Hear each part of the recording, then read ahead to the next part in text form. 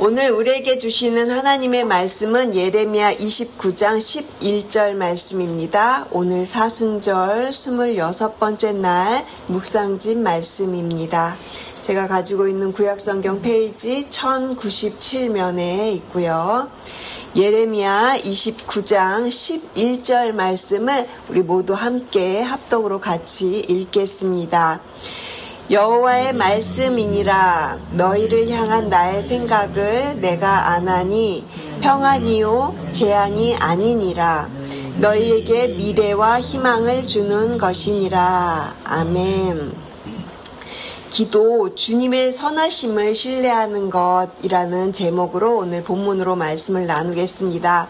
오늘 저희가 읽은 예레미야 본문 말씀은요, 저희에게 아주 익숙한 말씀입니다. 그런데 사실 이 본문의 배경을 조금 살펴보면 가장 힘들었던 상황 속에서 주어진 말씀입니다. 바벨론에 끌려가서 포로가 되고 그리고 고향을 잃고 모든 것이 다 무너진 유다 백성들, 그들이 이제 바벨론의 포로가 되어서 살아가는 그 절망적인 현실 속에서 이제 하나님으로부터 예레미야를 통해서 이 말씀을 받았습니다. 그들은 그들의 현실 속에서 이렇게 하나같이 질문하였을 거예요. 하나님, 왜 그렇습니까? 하나님, 왜 우리를 이렇게 버리셨습니까? 바로 그 자리에서 하나님 말씀하십니다. 여호와의 말씀이니라. 너희를 향한 나의 생각을 내가 아나니 평안이요 재앙이 아니니라. 너에게 미래와 희망을 주는 것이다. 절망의 현실을 살아가는 바벨론 포로에게 주셨던 오늘 본문의 말씀이 우리의 상황 속에서도 우리에게 동일하게 주시는 하나님의 음성이 될 줄로 믿습니다. 오늘 말씀 속에서 하나님은 어떤 분이신지 저희가 세 가지로 한번 생각해 보려고 합니다.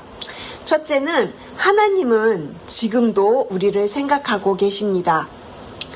오늘 본문 말씀 속에서 하나님이 우리를 생각하고 계시는 것이 나타나는데요. 너희를 향한 나의 생각을 내가 아나니 그러셨습니다. 이 말씀이 모든 것의 출발점이 되어요. 포로로 끌려온 이스라엘 백성은 하나님께서 자신들을 잊었다고 그렇게 생각했습니다. 우리가 이렇게 바벨론 여기까지 온 것은 하나님이 우리를 버리셨기 때문이다 라고 그렇게 생각했다는 거예요. 그런데 하나님은 그렇게 말씀하지 않으세요. 나는 한순간도 너희들을 잊은 적이 없다. 누구나 상황을 보고 판단을 합니다. 상황이 어려우면 하나님이 나를 떠나셨지라고 그렇게 오해를 합니다. 그러나 하나님은요, 상황과 전혀 상관이 없이 말씀을 하시는데 나는 지금도 여전히 너희들을 생각하고 있다고 그렇게 말씀을 하십니다. 여러분, 이 사실 하나만 붙잡아도 우리는 다시 일어설 수 있습니다. 그렇다면 우리는 한 가지 질문을 하게 되는데요. 하나님이 나를 이렇게 생각하고 계시다면 왜 나는 지금도 여전히 이렇게 힘든 상황 속에 있어야 하는 것입니까? 이 질문에 대한 답이 이제 두 번째로 나타나는데요. 우리 두 번째로 둘째 하나님 어떤 분이시냐면 두 번째 하나님의 생각은 언제나 선하십니다. 오늘 본문 말씀 속에도 그대로 나타나요. 평안이요 재앙이 아니니라. 하나님의 계획은 재앙이 아니라 샬롬, 진정한 평안을 위한 것입니다. 그래서 오늘 본문 말씀 속에서 하나님은 그렇게 말씀하시는 것이에요. 너희를 향한 나의 생각은 평안이요, 재앙이 아니다 라고 그렇게 말씀을 하시는 것이죠. 하나님은 우리에게 재앙을 주시려는 분이 아니십니다. 하나님께서는 우리에게 미래와 희망을 주시려는 분이시지요. 그런데 문제는요, 우리가 하나님의 뜻을 제대로 이해하지 못할 때입니다. 우리는 종종 그렇게 느껴요. 기도했는데 응답이 없고 또 기도했는데 우리를 마냥 그렇게 기다리게 하시고 하나님이 침묵하실 때 우리는 그때 하나님이 나를 외면하셨다라고 그렇게 생각하기 쉽습니다. 하지만 하나님의 생각은 우리를 향한 평안이라는 것을 기억하시기 바랍니다. 그래서 우리의 기도는 하나님의 선하심을 향해 나아가는, 그 하나님의 선하심을 신뢰하는 것으로 나아가야 하는 것이죠. 사도 바울도 그랬습니다. 자신을 힘들게 하는 그 육체의 가시를 없애달라고 하나님께 3번이나 간절히 기도하였는데 하나님께서는 바울의 기도를 들어주지 않으셨어요. 그리고 대신 이렇게 말씀을 하셨죠. 고린도후서 12장 9절에 내 은혜가 너에게 족하다라고 그렇게 응답을 하셨습니다. 기도의 거절은 바울을 버리신 것이 아니라 오히려 바울을 붙들고 계시는 하나님의 은혜의 손이었습니다. 그래서 하나님의 거절은요, 때로는 보호하심이고 그리고 인도하심이라는 것이에요. 그렇다면 우리는 또 하나의 질문을 가지고 가게 됩니다. 그렇다면 하나님 결국 우리를 어디로 이끌어 가시는 것입니까? 이 질문에 대한 답이 이제 3번째 드러나는데 하나님은 어떤 분이십니까? 셋째, 하나님은 반드시 미래와 희망으로 우리를 인도하시는 분이십니다. 성경 9절에 오늘 본문 말씀에도 보면 너희에게 미래와 희망을 주는 것이니라 하셨어요. 하나님은 우리의 인생을 절망으로 끝내시는 분이 아니십니다. 하나님은 우리를 반드시 소망으로 이끄시는 분이십니다. 비록 지금의 삶이 바벨론일지라도 말씀을 통해 소망으로 나아가는 것이죠. 여러분 엘리야를 기억하십니까? 오늘 묵상지인 말씀에도 나와 있는데요. 엘리야는 갈멜산에서 굉장히 큰 승리를 거두었습니다.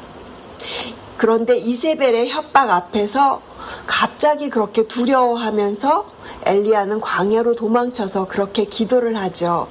열왕기상 19장 4절 말씀에 보면은 지금 내 생명을 거두시옵소서 이렇게 엘리야는 자신을 죽여달라고, 너무나 힘이 드니까 너무나 절망적이니까 그 두려움이 자신이 이제 죽어야 되겠다. 하나님 나의 생명을 거두어 가십시오라고 그렇게 기도를 드립니다. 그런데 하나님은 그 기도를 들어주지 않으셨죠. 그리고 대신 그를 먹이시고 그를 쉬게 하시고 그래서 그로 하여금 다시 일어나게 하십니다. 그래서 엘리야는 죽음을 경험하지 않고 이제 불수레를 타고 하나님께 승천하여 올라가는 위대한 선지자가 되었죠. 사랑하는 성도 여러분, 우리도 지금 각자의 바벨론 속에서 있을 수 있습니다. 이해되지 않는 일, 응답되지 않는 기도, 또 마냥 기다려야 되는 그러한 기다림의 시간 속에 여러분이 계실 수 있으실 겁니다. 그러나 오늘 말씀을 기억하시기 바랍니다. 오늘 말씀은 분명하게 하나님은 우리를 잊지 않으십니다. 하나님의 뜻은 언제나 선하십니다. 그리고 우리를 소망으로 인도하시는 하나님이십니다. 그러므로 오늘 우리가 하나님께 드려야 할 기도는 이것입니다. 주님, 주님의 선하심을 신뢰합니다. 그렇습니다. 기도는요, 하나님의 선하심을 신뢰하는 시간입니다. 응답이 늦어질 때도, 그리고 그 기다림의 속에서도 하나님은 우리를 그렇게 빚어가시는 줄로 믿습니다. 그러므로 오늘도 믿음으로 그렇게 고백하며 나아가실 때 God is good all the time, 이렇게 하나님의 그 선하심을 고백하면서 그렇게 오늘 하루도 주님의 선하심을 신뢰하며 기도의 자리로 나아가시는 저와 여러분 되시기를 주님의 이름으로 축복을 드립니다. 기도하시겠습니다. 선하신 하나님 아버지, 오늘도 말씀을 통해 우리의 마음을 비춰주심에 감사를 드립니다. 우리를 향한 하나님의 생각이 재앙이 아니라 평안이며 또 우리를 향한 미래와 희망이라는 사실을 다시금 기억하게 하시니 감사합니다. 주님, 우리는 종종 기도하면서 하나님을 온전히 신뢰하지 못하고 힘들어할 때가 많습니다. 그러나 오늘 말씀을 통해 깨닫게 하시니 감사합니다. 하나님의 거절처럼 보이는 그러한 어떠한 순간에도 우리를 향한 주님의 그 사랑과 지혜가 있음을 믿습니다. 주님, 우리가 이해하지 못하는 일들이 많을지라도 주님의 뜻은 언제나 선하며 완전하다는 것을 믿고 신뢰하며 나아가는 저희가 되게 하여 주시옵소서.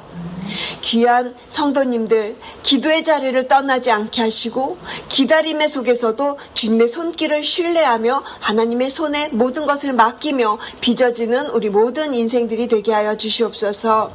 우리의 삶을 향한 주님의 계획이 평안과 소망이라는 사실을 믿으며 오늘도 담대하게 그렇게 선하신 하나님을 의지하며 살아가는 저희가 되게 하시고, 지금 저희가 사순절의 이 시간을 지나는 동안에 우리의 마음을 더욱더 하나님을 향해서 나아가며 주님의 그 선하심을 신뢰하는 믿음의 사람들로 우리를 그렇게 귀하게 삼아 주시옵소서. 감사드리며 이 모든 말씀 살아계신 예수 그리스도의 이름으로 간절히 기도드립니다. 아멘.